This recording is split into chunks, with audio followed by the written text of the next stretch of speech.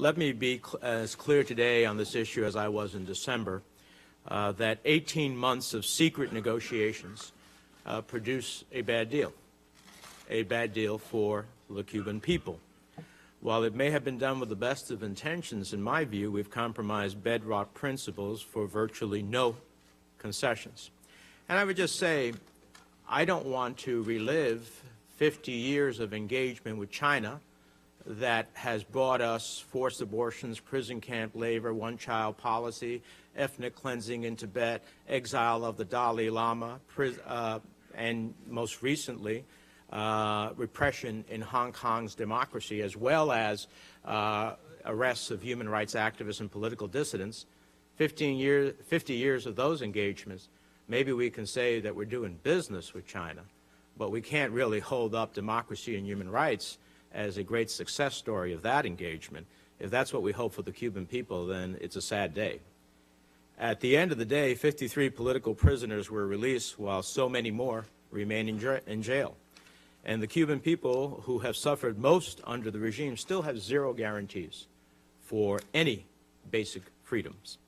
I'm also concerned that the 53 prisoners were not released unconditionally and continue to face legal hurdles, and that several of them have been rearrested, including Marcelino Abreu Boneta, who was violently beaten by Cuban security the day after Christmas and detained for 2 weeks. I'm concerned that the President announced that the International Committee of the Red Cross and the United Nations would be granted access in Cuba. Yet we know from the State Department briefings that they will be allowed to travel to Havana, but only to discuss prison conditions with regime officials, and won't be given access to Cuban jails or Cuban prisoners, which does nothing to improve human rights conditions in Cuba. I'm concerned that there was not one substantial step towards transparent democratic elections, improved human rights, freedom of assembly, or the ability to form independent political parties and independent trade unions.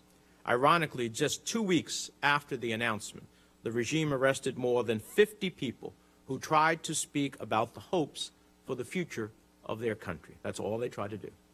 The deal achieved nothing for Americans whose family members have been victims of the Castro regime's crimes and terrorism, or for the thousands of U.S.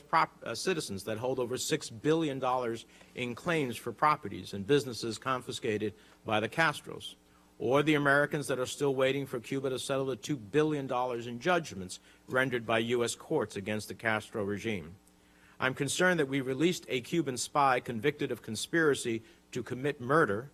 He gets to go back to Cuba, and we get no movement on the dozens of U.S. fugitives living under asylum in Cuba, including Joanne Chesimard, who is still on the FBI's list of most wanted terrorists for killing a New Jersey state trooper. Why was her return not part of the deal? And I'm concerned that in December 17th of this past year, an article in Politico, Congressman James McGovern said that Raul Castro admitted to giving the order to shoot down 2 private airplanes with U.S. citizens on board in 1996. Quote, he said, "I gave the order," Castro said. "I'm the one responsible." And yet this is who we are negotiating with.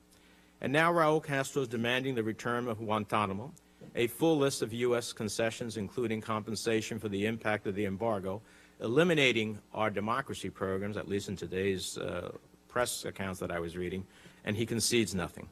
So how much more are we willing to give? How much more are we willing to do to help the Castro regime fill the coffers of its military monopolies while the Cuban people still struggle to make ends meet? And that's why, among many other reasons, Mr. Chairman, I think this is a bad deal, and I ask unanimous consent that the rest of my statement be included in the record. Without objection.